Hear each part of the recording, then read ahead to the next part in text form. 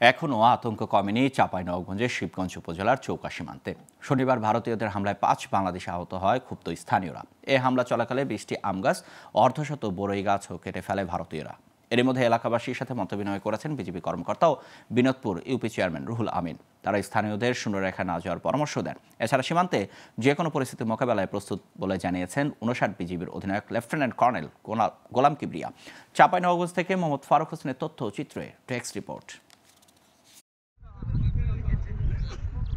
সম্প্রতি চাঁপাইনবাবগঞ্জের চৌকা সীমান্তের ওপারে ভারতের সুখদেবপুর সীমান্তে ভারতীয় সীমান্তরক্ষী বাহিনী বিএসএফের কাঁটাতারের বেড়া নির্মাণ নিয়ে শুরু হয় উত্তেজনা। এ নিয়ে বিজিবি এবং বিএসএফের ব্যাটালিয়ন কমান্ডার পর্যায়ে পতাকা বৈঠকে এই উত্তেজনা খানিকটা কমেছিল।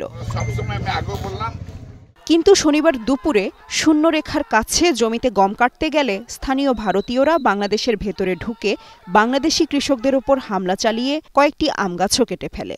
এ নিয়ে বাংলাদেশ ভারতের নাগরিকদের মধ্যে শুরু হয় পাল্টাপাল্টি ধাওয়া।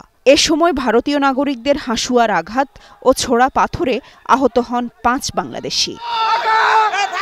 অবশেষে রোববার পরিস্থিতি কিছুটা শান্ত হলে আবারও মাঠে কাজ করতে যান কৃষকরা। তারা জানালেন 15 বছরে বিএসএফ ও ভারতীয়দের অত্যাচারে অতিষ্ঠ স্থানীয়রা। তবে সার্বভৌমত্ব রক্ষায় বিজিবির পাশে থাকার অঙ্গীকার তাদের। মাঠে যাই দেখি ওরা সব ককটেল বম নিয়ে ঘেরাও করতেছে, মানে এই মাঠকে পুরোটা ঘিরে নিয়েছে। তখন আমরা সাধারণ জনগণ একে একে আস্তে আস্তে ওই পুরোটাই যখন ঘেরা ফেলা হয়েছে, তখন আমরা ওখানে এসে পরিস্থিতি নিয়ন্ত্রণ করার জন্য আমরা সবাই জনগণ এসে ঝাঁপিয়ে পড়ি। অনেকগুলো গাছ কেটেছে, বোরের গাছ কেটেছে, ওরা ক্ষেত নষ্ট করেছে। আজকে পরিস্থিতি শান্ত আছে। এর আগে উত্তেজনা কমাতে স্থানীয়দের সাথে মতবিনিময় করেন স্থানীয় জনপ্রতিনিধি ও বিজিবি কর্মকর্তারা। এ সময় শূন্যরেখায় না যেতে এলাকাবাসীর প্রতি আহ্বান জানান জনপ্রতিনিধিরা। আমরা চেষ্টা করছি ভবিষ্যতে যেন আজকাল এরকম ঘটনা না ঘটে, সেই জন্য সাধারণ জনগণের সঙ্গে মত বিনিময় করছি। বিজিবি সাধারণ জনগণের সঙ্গে মত বিনিময় করছে। আমরা মাইকিংয়ের মাধ্যমে জনগণকে আইন সম্পর্কে সচেতন করছি।